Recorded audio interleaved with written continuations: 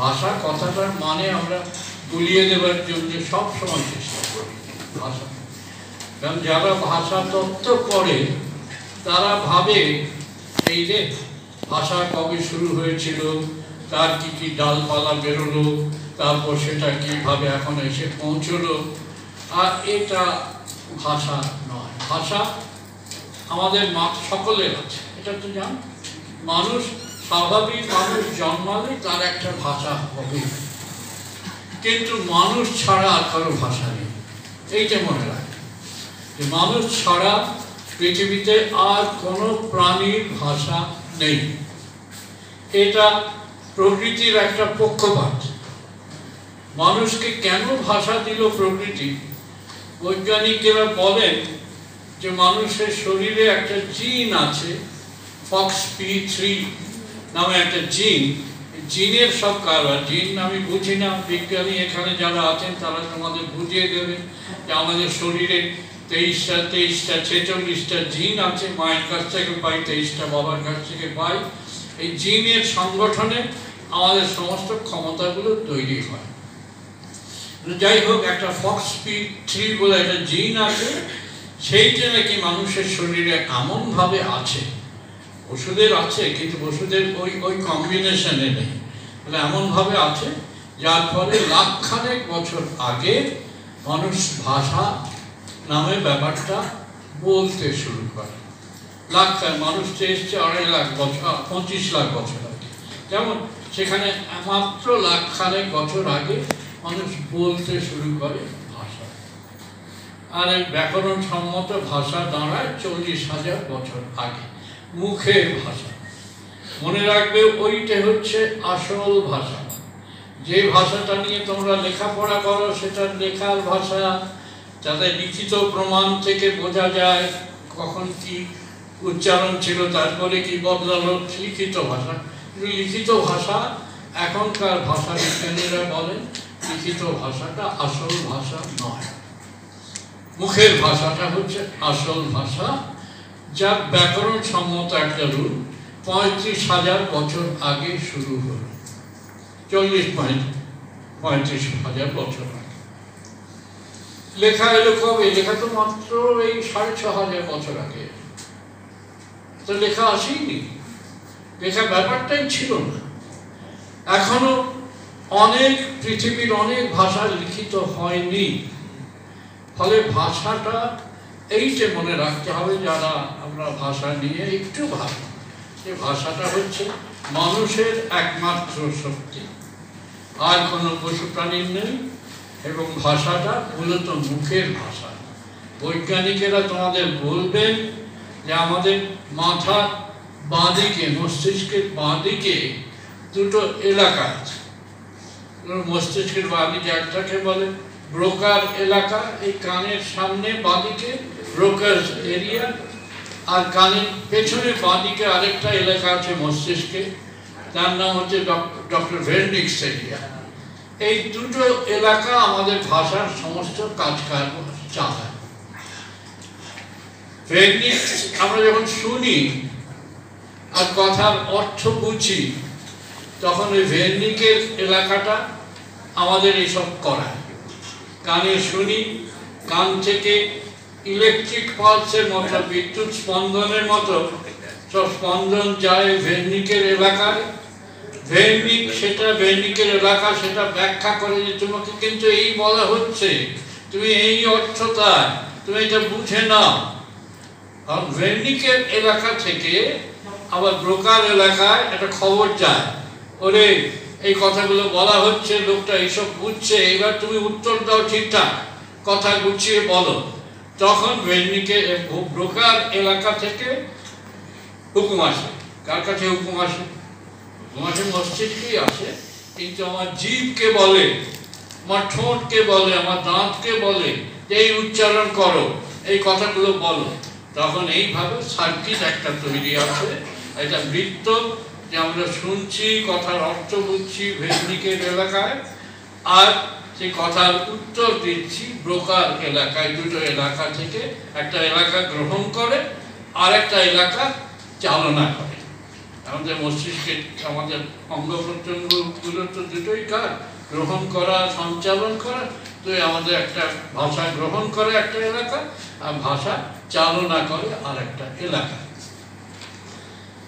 ওই সব ব্যাকরণে তোমরা শিখেছো জীব কি করে, ঠোঁট কি করে, তার মধ্যে আমি যাব না, কারণ আমি সবসময় সেটা করে চলেছি, আমরা সবসময় করে চলেছি, তোমাদের কথা শুনছি, আমরা কথা বলে চলেছি। এইটা হচ্ছে ভাষা, কিন্তু এটা হচ্ছে মানুষের ভাষা। সমস্ত মানুষ এইভাবে ভাষায় এই কাজ করে।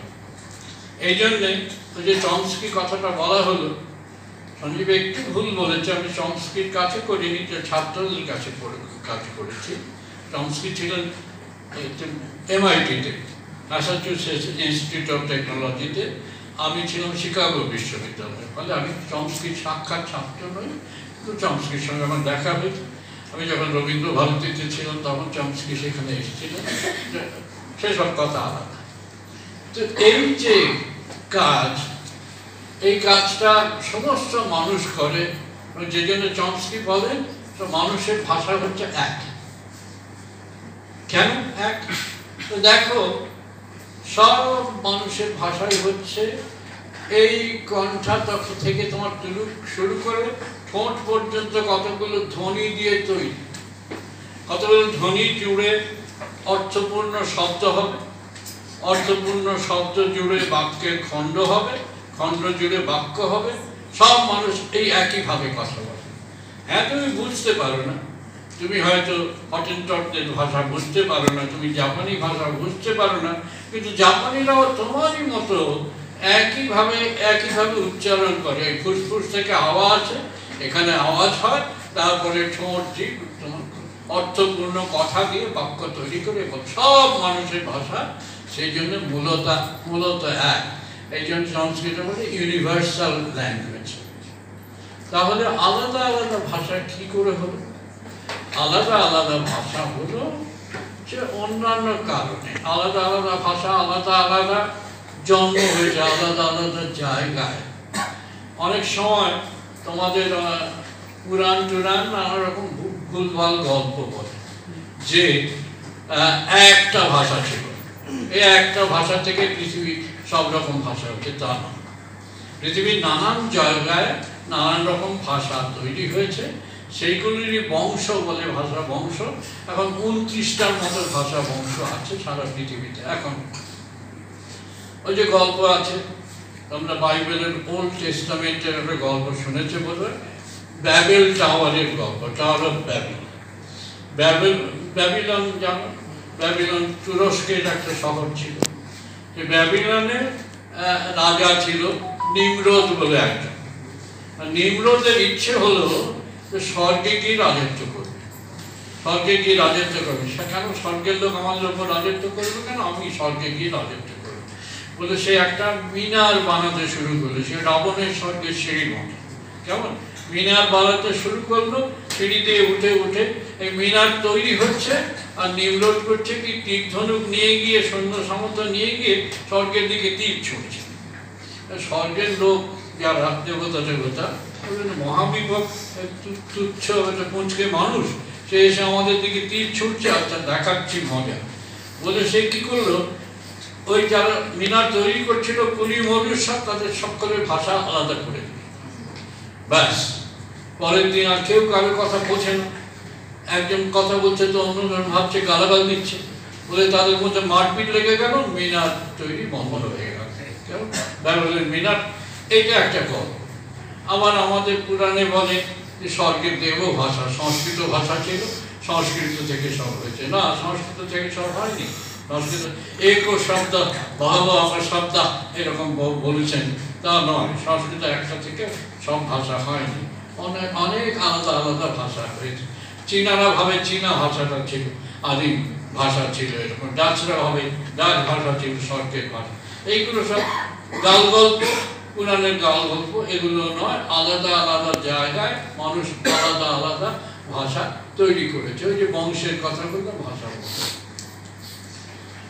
এখন আমাদের বাংলা ভাষা বলতে তাহলে আমরা কি বুঝবো? বাংলা ভাষা মানব ভাষার একটা অংশ, পৃথিবীর ভাষার একটা অংশ। এটাও তোমরা জানো যে একটা বংশের সে মেয়ে, অনেক বংশের আমাদের ভাষার বংশটা আবার মা আর মেয়ে হয়, ছেলে নেই কিন্তু। যেমন সেই ইন্দো ইউরোপীয় যদি মা হয়, তার মেয়ে ছিল কিছু ওই কারো নাম টিউটনিক, কারো নাম গ্রিক, কারো নাম লাতিন, কারো নাম ইন্দো ইরানীয়। ওই মেয়ে, তাদের আবার মেয়ে হলো, ভাষার্থীদের তো আমরা মেয়ে হিসেবে দেখি।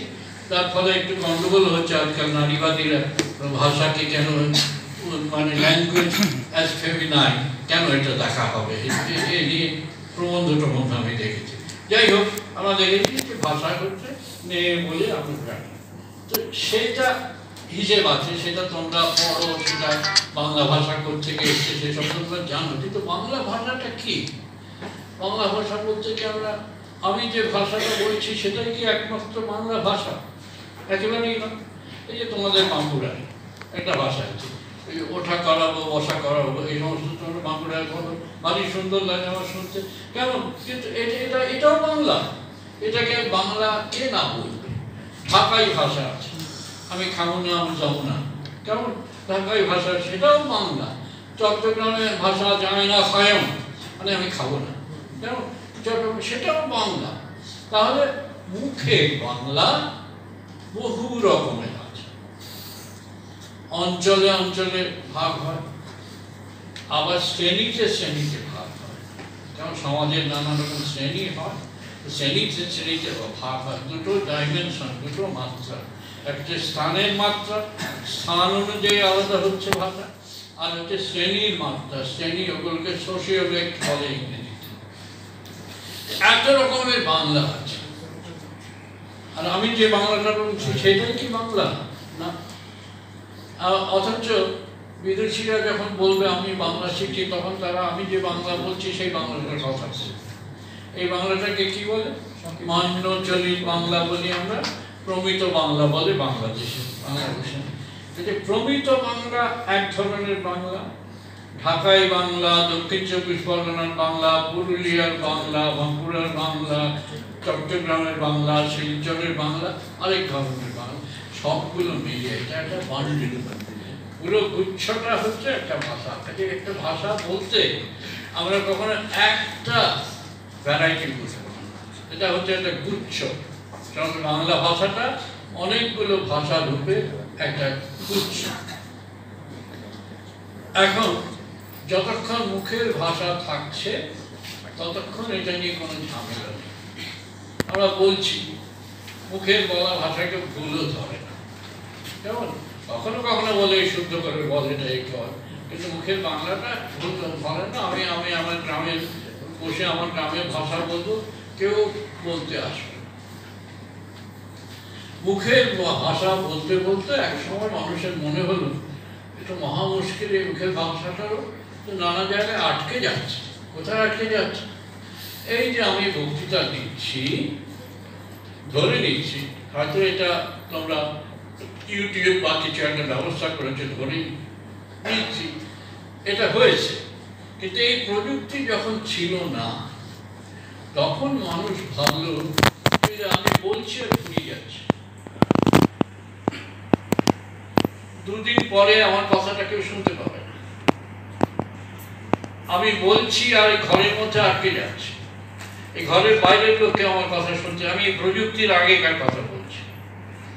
তো তাহলে মুশকিল। এই ভাষার দুটো যে সীমাবদ্ধতা, স্থানের সীমাবদ্ধতা, আমি যেখানে বলছি তার বাইরে কেউ শুনছে না, কালের সীমাবদ্ধতা, আমি যখন বলছি তার পরে আর কেউ শুনছে না, এই দুটোকে কাটানোর জন্য কি করা দরকার?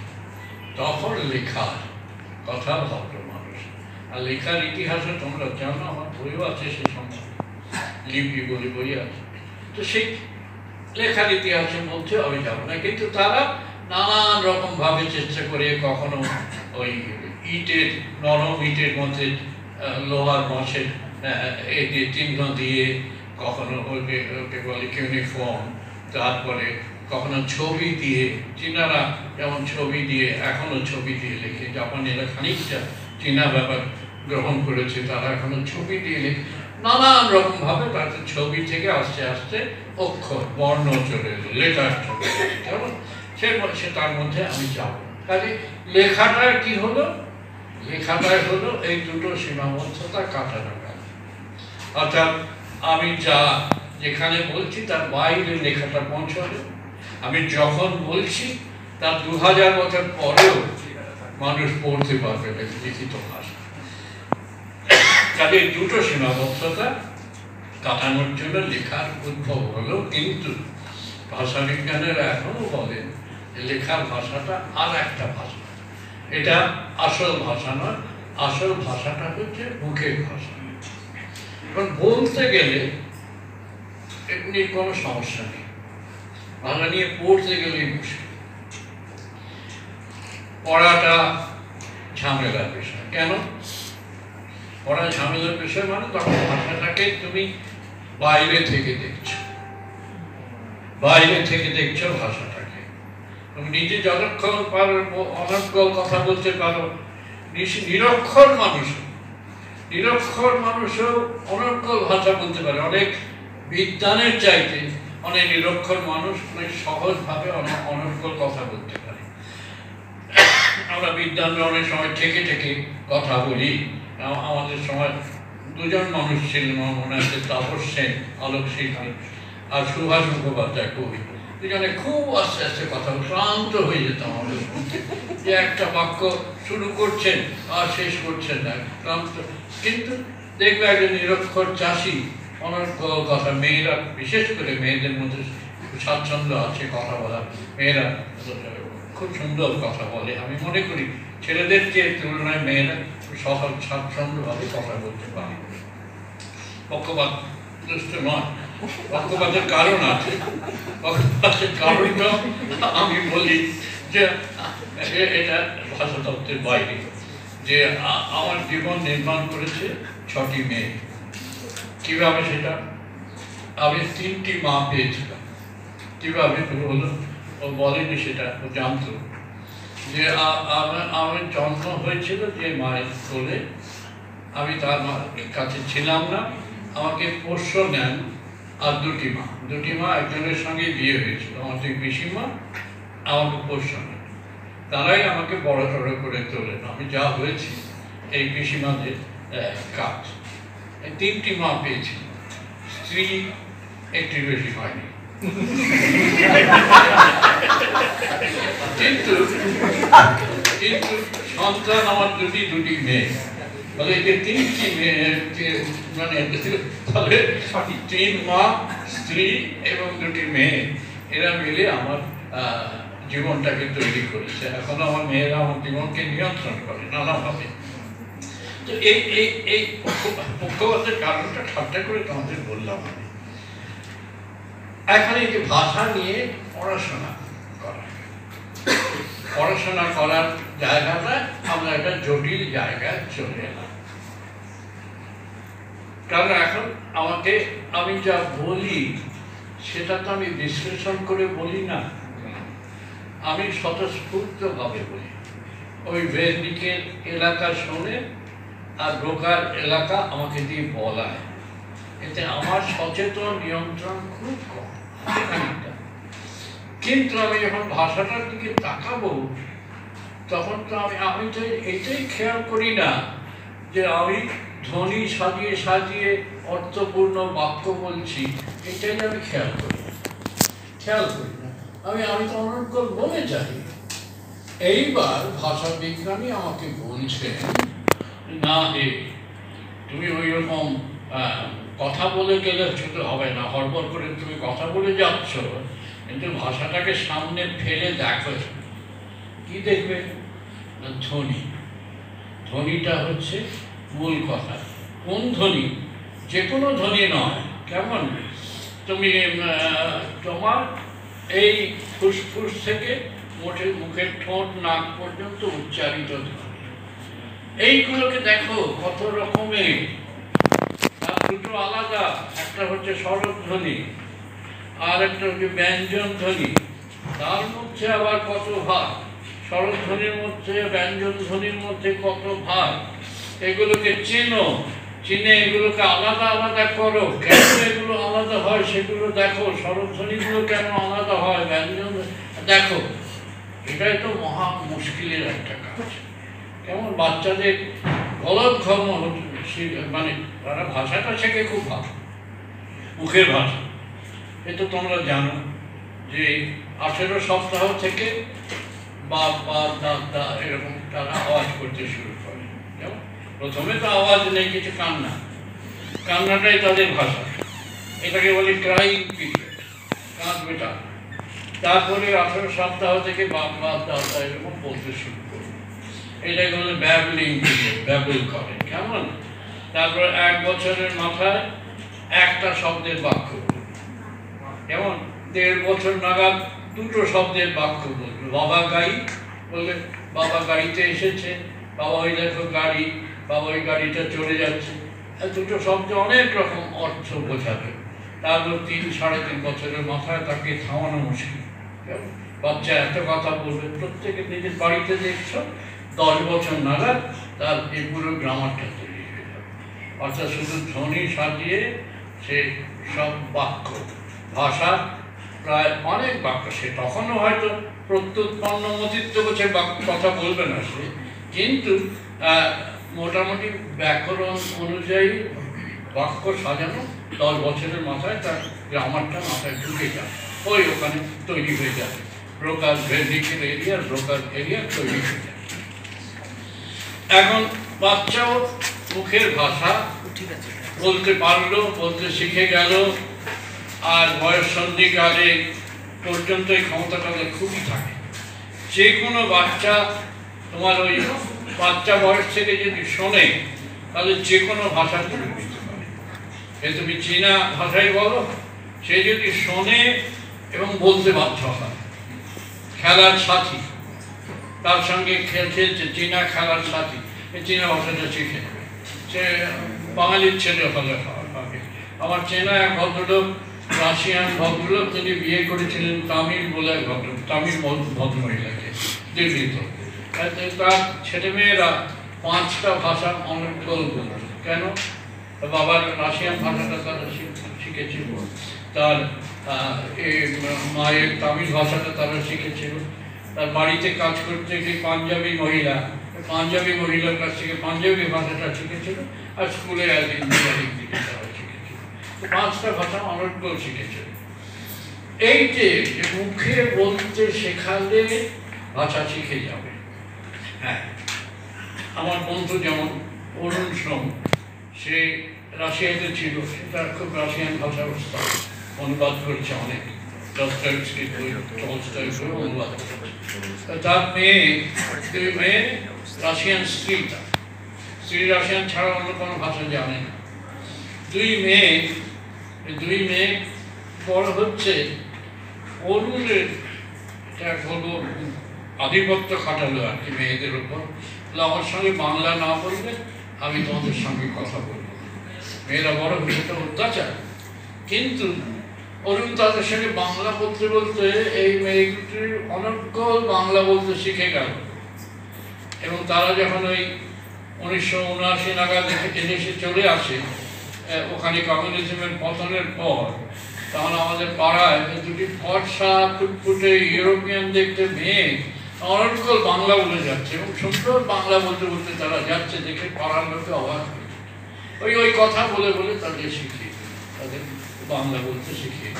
তারা এখন আছে, এখানেই আছে, বাঙালিদের বিয়ে করছে, এখানেই আছে, একটা নর্থ বেঙ্গল জলপাইগুড়ি কলেজে, নর্থ বেঙ্গল ইউনিভার্সিটিতে পড়ে, রীতা স্মিতা।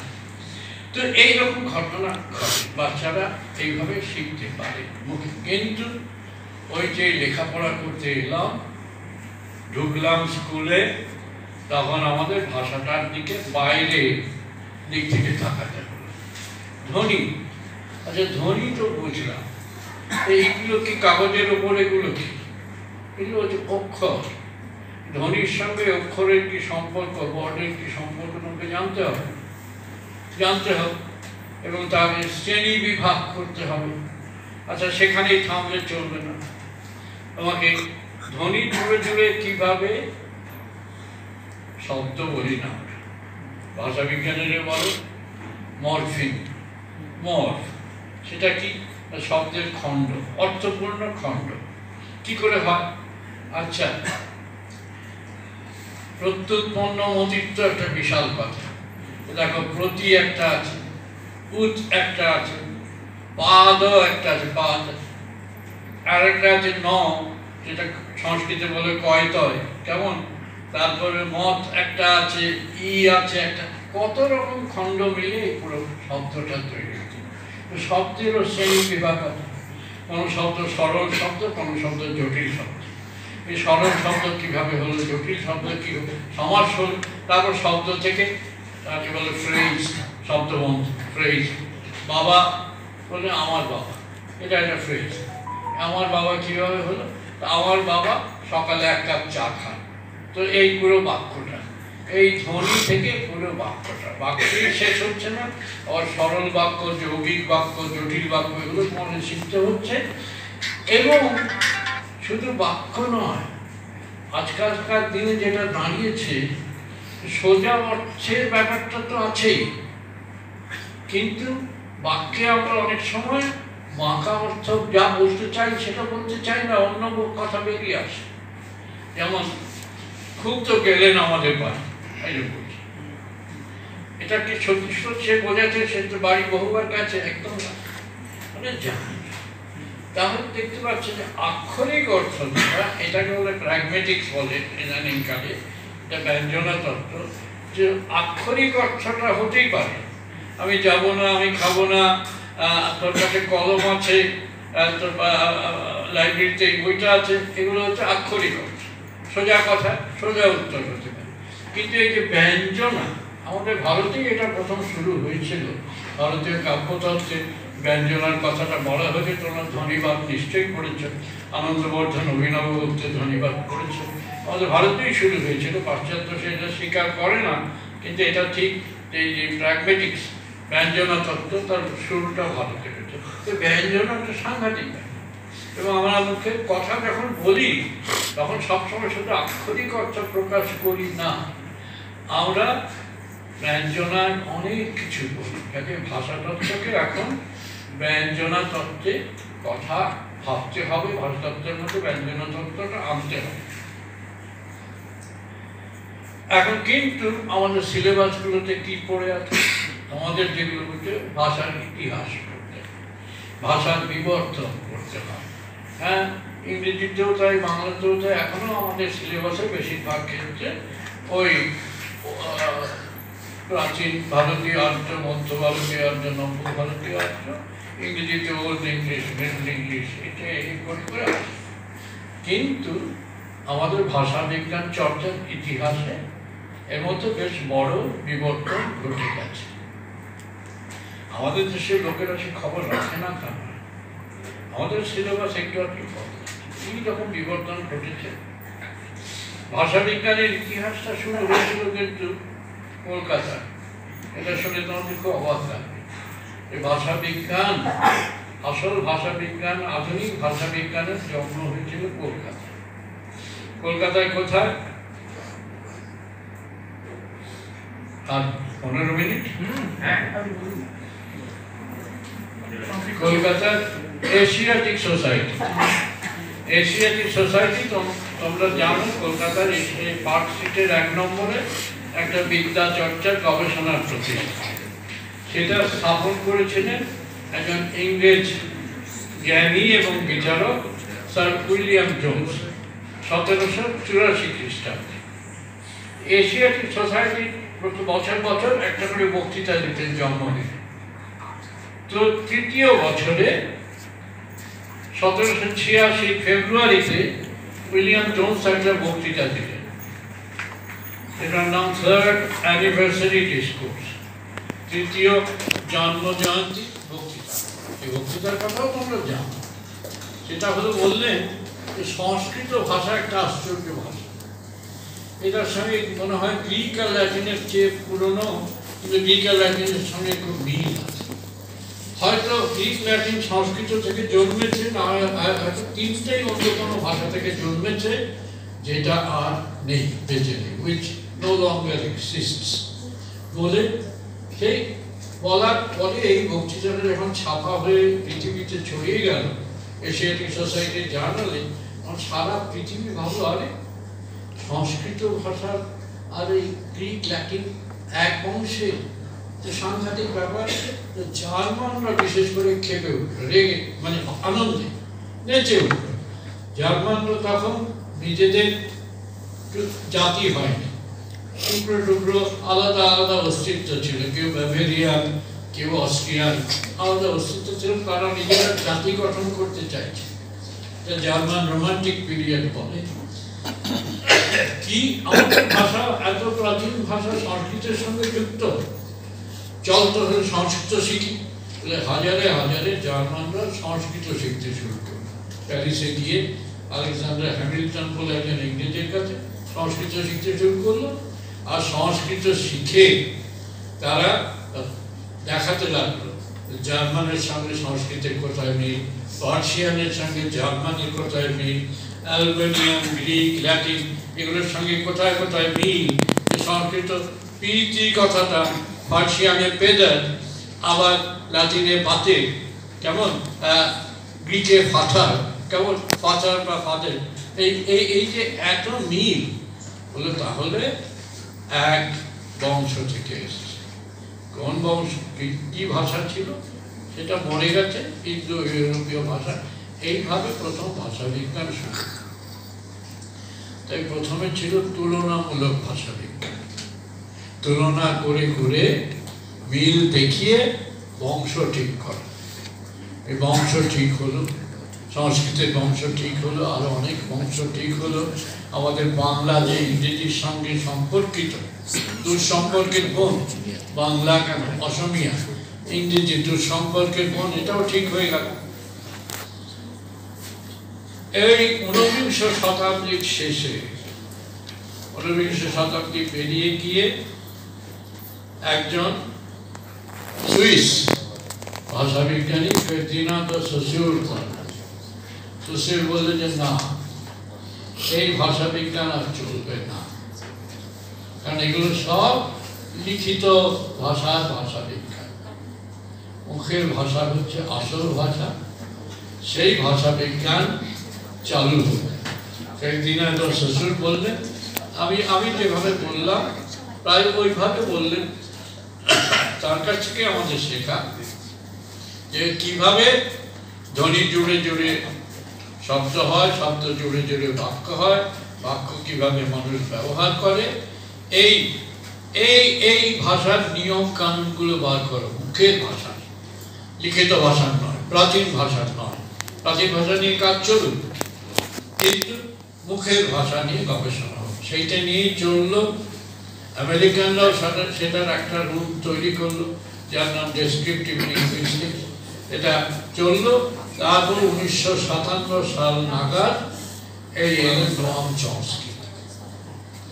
1957 সাল নাগাদ পেনসিলভানিয়া বিশ্ববিদ্যালয়, ফিলাডেলফিয়া বিশ্ববিদ্যালয়ে তিনি বললেন যে না, এইসব না, চাই বাক্য কিভাবে তৈরি করে, বাক্য কিভাবে তৈরি করে, বাক্য কিভাবে, এত বাক্য বলে কি করে, দৈনিক মানুষ 5000 বাক্য বলে, কি করে অনর্গল বাক্য বলে। তখন তিনি একটা উত্তর দিলেন যে না, বাংলা করা হয়েছে সংবর্ধন, সংযোজন, ইংরেজি ট্রান্সফরমেশন অ্যান্ড জেনারেশন। যে একটা বাক্যের চেহারা বদলে যায়। একটা বাক্য আমি যদি হ্যাঁ বলতে চাই একভাবে বলবো, না বলতে চাই আরেকভাবে বলবো। আমি যদি অ্যাক্টিভ ভয়েস, কর্তৃবাচ্য বলতে চাই একভাবে বলবো, জন কিকড দ্য বল। আমি যদি ভাববাচ্য বলতে চাই আরেকভাবে বলবো, the ball was kicked by John. কেমন? তো এই যে বদলাচ্ছি, একটা বাক্যেরই নানা রকম বদল হচ্ছে, এতেই বাক্যের সংখ্যা বেড়ে যাচ্ছে। ভাষা অনন্ত বাক্যের সৃষ্টি করছে। বাক্যের প্রতিদিন আমাদের বাক্যের কোনো শেষ নেই, অনন্ত বাক্যের সৃষ্টি। কিন্তু মূল কতগুলো বাক্য থেকে, মূল কতগুলো বাক্য থেকে অনন্ত বাক্যের সৃষ্টি। এই transformational and generative grammar, Noam Chomsky এখনো বেঁচে আছেন, লড়াই করছেন অসুখের সঙ্গে, 1928 জন্ম নন চমস্কি। তো এইটা হচ্ছে নতুন তত্ত্ব। তারপরে এই নন চমস্কি যখন নিজের তত্ত্ব বদলেছে 1965 নাগাদ বদলেছে, আবার তারপরে এলো আচ্ছা আমরা কিছু আক্ষরিকভাবে ঠিক মানে বুঝি কথা বলতে চাই, আমরা তো ব্যঞ্জনাও বলতে চাই। তো 1970 নাগাদ এলো এই প্র্যাগমেটিক্সের তত্ত্ব, যে না এর সঙ্গে সঙ্গে ওই যা বলতে চাই আর যা বলি তার যে বিরোধ তৈরি হচ্ছে। তা বলছি ইন্টেনশনটা কি, এক্সপ্রেশন এক, কিন্তু ইন্টেনশনটা আলাদা। এই ইন্টেনশনটা নিয়েও যে আমরা বাক্যগুলো বলি ভাষা বিজ্ঞানে, সেটাও আসা উচিত। এই করতে করতে গত শতাব্দীর শেষ পর্যন্ত আমরা এসেছি, এখনও তাই চলছে। যদি আমার নিজের পড়াশোনা বই পর্যন্ত তার বেশি আর এগোয়নি। এইভাবে ভাষাটাকে দেখতে হবে। ভাষার সঙ্গে কখনো লিপি মিলিয়ে ফেলবে না। যেমন আমাদের অনেক বড় বড় নেতা তারা বলে অলচিকি ভাষা। অলচিকিটা কোনো ভাষাই না, অলচিকিটা হচ্ছে লিপি। অনেক সাঁওতালি ভাষা, সাঁওতালি ভাষার কিছু লোক অলচিকি লিপিতে লেখে, ছবির মতো একটা অলচিকি লিপি। অনেকে বলে গুরমুখী ভাষা, গুরমুখীটা লিপি, পাঞ্জাবি ভাষার লিপি। কাজে অনেক গুরমুখী বলে কোনো ভাষাই নয়, গুরমুখী একটা পাঞ্জাবি ভাষা। কাজে ভাষা লিপি নয়, ভাষার সঙ্গে লিপির তফাৎ। মুখের ভাষাটা হচ্ছে আসল। মুখের ভাষার একটা সংগঠন আছে, যেটা ধ্বনি থেকে, শব্দ থেকে বা শব্দবন্ধ থেকে বাক্যে তৈরি হয়। বাক্য আবার আরো জটিল হয়, বাক্যকে সাজিয়ে আবার প্যাসেজ তৈরি হয়, ডিসকোর্স তৈরি হয়। এই করতে করতে আমাদের ভাষা ক্রমশ একটা বৃহৎ শরীর ধারণ করে। এইভাবেই ভাষাকে দেখতে হয়। আমার কথা এইখানে শেষ। আমাদের